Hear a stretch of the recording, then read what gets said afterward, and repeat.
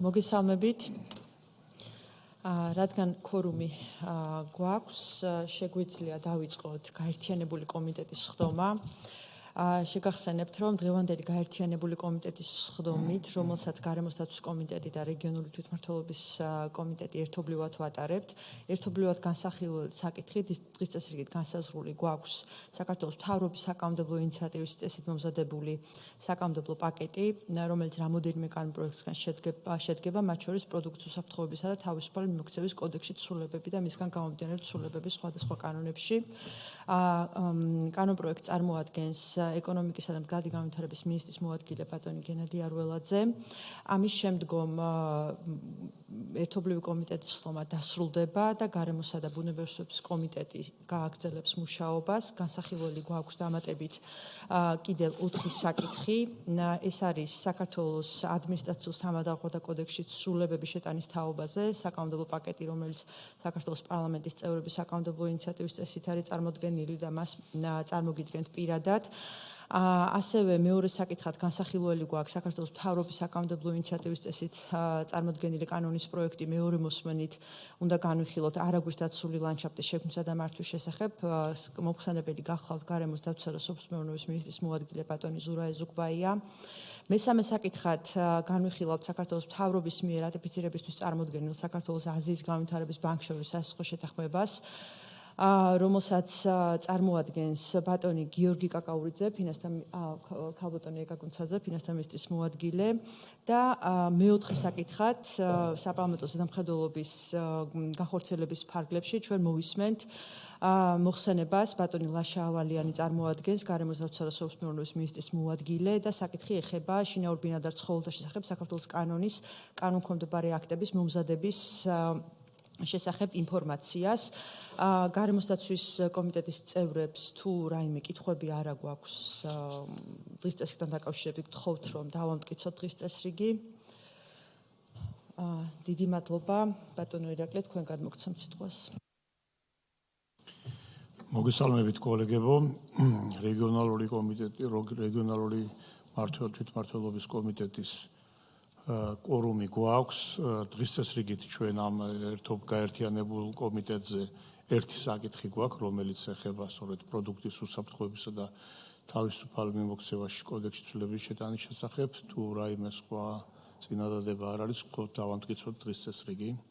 დიდი მადლობა. გთხოვთ გააგრძელოთ კომიტეტის საყვანა. ბატონ გენადი, გთხოვთ რომ წარმოადგინოთ პირველი საკითხი.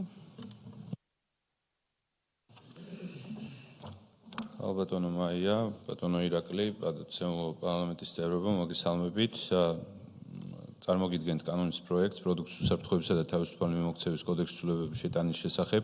საქართველოს კანონის პროექტსა და მისგან გამომდინარე პროდუქციის უსაფრთხოებისა და თავისუფალი მიმოქცევის კოდექსში ცვლილებების შეტანის შესახებ, საქართველოს კანონის ძალადაკარგულად გამოცხადების შესახებ, საქართველოს შესახებების შესახებ, საქართველოს კანონში ცვლილებების შეტანის თაობაზე და საჯარო შესახებების შესახებ, საქართველოს კანონში ცვლილებების შეტანის თაობაზე საქართველოს კანონის პროექტებს.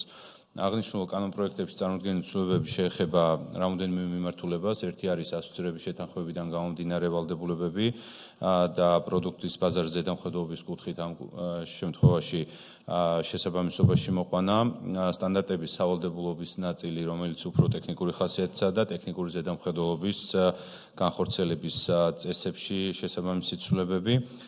თითოეულ მათგანს რომ მოკლედ შევეხო ბაზარზე ზედამხედველობის ნაწილი, მაგალითად რომელზეც ცვლილებებია წარმოდგენილი 2026 წლის 1 ივნისიდან ამოქმედდება.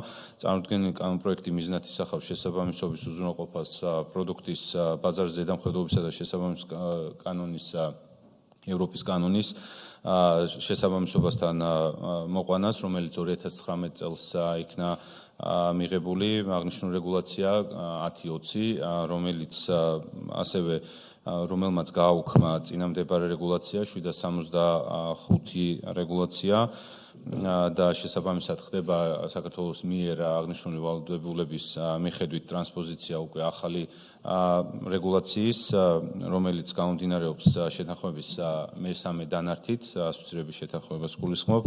აქვე მინდა აღვნიშნო, რომ დღის წესრიგში დადგა აღნიშნული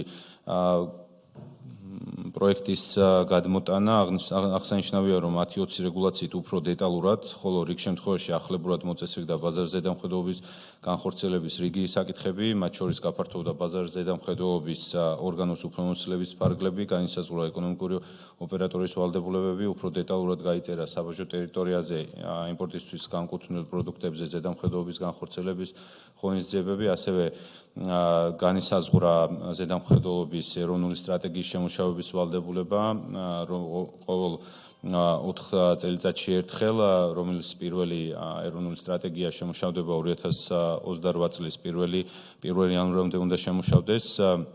ეხლა რაც შეეხება უშუალოდ ცვლილებებს, რამოდენიმე მათგანს გაგაცნობთ ძირითად ცვლილებებს.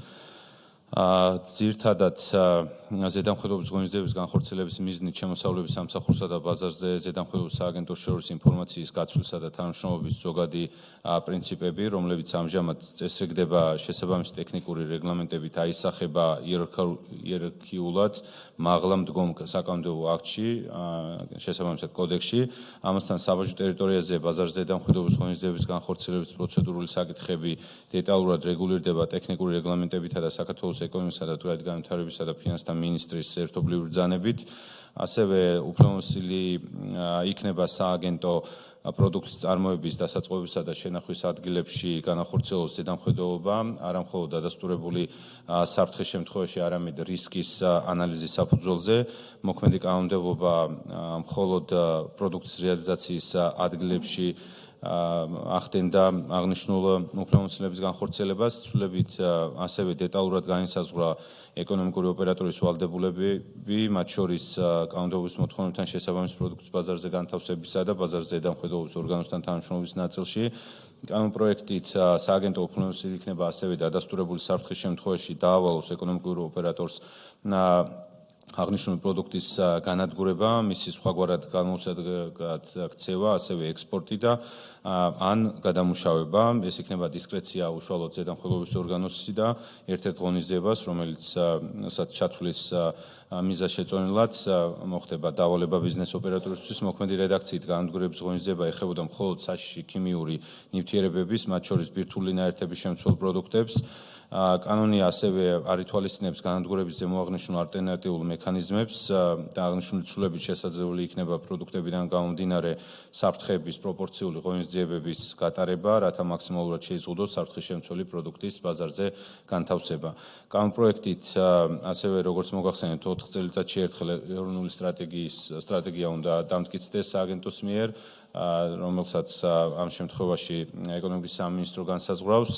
როგორც ემდგომი უწყება, იცვლება პროდუქტის რეალიზაციის, ასევე შეჩერების ამოღების გამოთხოვების სამართალდარღვევების ბაზარზე ზედამხედველობის სააგენტოს დადგენილების გასაჩივრების წესი, თუ აქამდე პირდაპირ გასაჩივრდება თუ აქამდე ხდებოდა ზემდგომ უწყებაში გასაჩივრება, ეხლა პირდაპირ იქნება მხოლოდ საერთო სასამართლოებში გასაჩივრების შესაძლებლობა. მოსარჩლეს პროექტით განხორციელდება ასევე ტექნიკური ხასიათის ცვლილება, კერძოდ ბაზარ ზედამხედველობასთან დაკავშირებული ნორმები სისტემატიზაციის მიზნით გაერთიანდა ერთ თავში. ასევე რაც შეეხება სტანდარტის სავალდებულების ნაწილის ცვლილებებს, აღნიშნული არის უფრო ტექნიკური ხასიათის, როგორც მოგახსენეთ და ის ხარვეზი, რომელიც არსებობდა, გასწორდა და დადგინდა, რომ ის სტანდარტები, რომლებიც შესაძლებლად არის სავალდებულო, განისაზღვრება საქართველოს მთავრობის ნორმატიული აქტით. ასევე ტექნიკური ზედამხედველობის ნაწილის ცვლილებებს, რაც შეეხება, წარმოდგენილი საკანონმდებლო ცვლილებები ასევე ეხება მომეტებული ტექნიკური საფრთხის შემცველი ობიექტების, სამართალდარღვევების დაწესებულ ჯარიმებს, კერძოდ ორმაგდება კარიერის, მაღაროს, შახტის, ნავთობაზისა და სხვა ობიექტების ექსპლუატაციის უსაფრთხოების წესების დარღვევისთვის დადგენილი ჯარიმის ოდენობა, შესაბამისად მოქმედი კანონმდებლობით გათვალისწინებული მინიმალური ჯარიმები ორმაგდება. რაც შეეხება მაქსიმალურ ჯარიმას, რომელიც დღეს იყო 3000 არის 3000 ლარი, ის ორმაგდება და 6000 ლარი ხდება, ხოლო 150 ლარიანი მინიმალური ჯარიმა 300 ლარამდე იზრდება.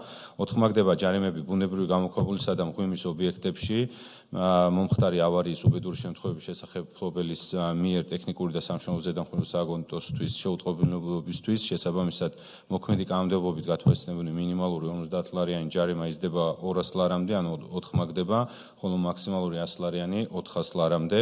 მოქმედი რედაქცია ითვალისწინებს ასევე სამშენებლო სანაოსნო დარღვევებისთვის დაწესებული ჯარიმების დიფერენციაციას ჩადენის ადგილის მიხედვით. ცვლილებით უქმდება აღნიშნული დაყოფა, როგორც იყო სარეკრეაციო ზონა, სოფელი, დაბა, ქალაქი და ამ შემთხვევაში ჩადენის ადგილის მიხედვით დაწესდება ერთიანი ჯარიმა. კერძოდ სამართალდარღვევისთვის დაწესებული ჯარიმის ოდენობა განისაზღვრება მინიმალური 8,000 ლარის ოდენობით, ხოლო მაქსიმალური 50,000 ლარით. რაც შეეხება ჯარიმების გაზრდას, აღსანიშნავია, რომ არსებული ჯარიმის ოდენობა არ არის სამართალდარღვევებიდან გამომდინარე საფრთხეების შესაბამისი და ადეკვატური და არის მცირე მოსალოდნელი რისკების გათვალისწინებით. ასევე ცალკეული სამშენებლო დარღვევის დაწესებული ჯარიმების ოდენობები განსხვავებულია დარღვევის ადგილის მიხედვით. აღნიშნული მიდგომა არასამართლიანია, ვინაიდან ობიექტის მნიშვნელობა და მისგან გამომდინარე საფრთხე ერთნაირია, მიუხედავად იმისა, თუ სად დაირღვა წესები, ასევე არ მომხდარა აღნიშნული ჯარიმების გაზრდა დღემდე, მას შემდეგ რაც ახალი კოდექსი ძალაში შევიდა, ანუ 2012 წლიდან დღემდე არც ერთი ცვლილება ჯარიმის დასთან დაკავშირებით არ დაფიქსირებულა. ასევე იურიდიული ტექნიკის თვალსაზრისით ხორციელდება ცალკეულ მუხტას შერწყმა და ურთიერთშესაბამისობაში მოყვანა. კერძოდ აირსავსები, აირგასამართი სადგურების შესახებ ჩანაწერების ექსპლუატაციის წესების დარღვევის მუხლებიდან ამოღება ხორციელდება. ასევე ტექნიკური ზედამხედველობის სააგენტო ასეთ დარღვევებზე არ ახორციელებს ზედამხედველობას და მისი უფლებამოსილებას მხოლოდ ვიდეო მეთვალყურეობის ზედამხედველობა წარმოადგენს. უქმდება ტერმინი მშენებლობის განხორციელების სპეციალური რეჟიმის ზონა, რომელიც არის ტყის კოდექსისა და წყლის რესურსების მართვის შესახებ საქართველოს კანონით განსაზღვრული ტერიტორია. ასევე კულტურული მემკვიდრეობის დამცავი ზონა, საკურატორო სარეკრეაციო და სხვა ზონები, სადაც მშენებლობის ნებართვის გაცემისთვის დამატებით სპეციალური პირობებია დადგენილი. ასევე არსებული რედაქციით მშენებლობის განხორციელების სპეციალური რეჟიმის ზონაში სამშენებლო დარღვევისთვის გათვალისწინებულია განსხვავებული ჯარიმა ქალაქთან, დაბასთან და ასე შემდეგ მიმართებით, ვინაიდან ცვლილებით სამშენებლო სამართალდარღვევის დიფერენცირება აღარ ხდება დარღვევის ადგილის მიხედვით, აღნიშნული ტერმინი ამოღებული უნდა იქნეს. ასევე არის კანონიდან კანონ პროექტების გამომდინარე ამ ცვლილებების შესაბამისი სხვა კანონებში ცვლილებები. ეს არის პროდუქტის უსაფრთხოებისა და თავისუფალი მომოქცევის კოდექსის ცვლილებების შეტანის შესახებ, საქართველოს კანონის ძალადაკარგულად გამოცხადების შესახებ, ასევე სახელმწიფო შესყიდვების შესახებ საქართველოს კანონის ცვლილებების შეტანის თაობაზე და საჯარო შესყიდვების შესახებ საქართველოს კანონის ცვლილებების შეტანის თაობაზე საქართველოს კანონის პროექტები. მადლობა ყურადღებისთვის, მზად ვარ შეკითხვების შემთხვევაში უპასუხო თქვენს კითხვებს. მადლობა. დიდი მადლობა, ბატონ გენო, კითხვები ხომ არ არის? კითხვები ხო არა გაქვთ? სრულყოფილია. ხო, ანუ მე ჩვენი კომიტეტის სახით დავამატებ, რომ ის დიფერენცირება, რაც უქმდება რეალურად ნამდვილად მისასალმებელია, იმიტომ რომ არსებობს მნიშვნელობა არა აქ სად ხდება იგივე სამშენებლო ნორმების დარღვევა და მათ შორის უსაფრთხოებასთან დაკავშირებული საკითხების მართვა ტყის ზონაში თუ წყლის სანიტარული დაცვის ზონაში, მიზეზშედეგობრივი, ასე ვთქვათ, ფაქტორები ერთი და იგივე რჩება, ასე რომ ჩვენი კომიტეტის სახით მივესალმებით ჩვენ, რომ ამის გათანაბრება ხდება. კითხვები თუ არ არის, ჩვენ შეგვიძლია გადავიდეთ ამ საკითხთან დაკავშირებით კენჭისყრის პროცედურაზე. ბატონ გენად შეგიძლიათ დაბრძანდეთ. დიდი მადლობა.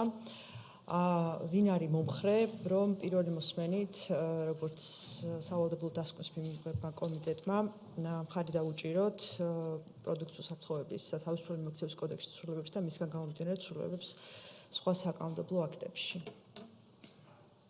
დიდი მადლობა. რეგიონალური პოლიტიკის და თვითმმართველობის კომიტეტის წევრებს ვთხოვთ მხარი დაუჭიროთ წარმოდგენილ კანონ პროექტს.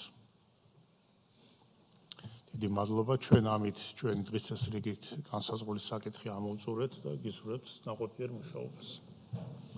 დიდი მადლობა.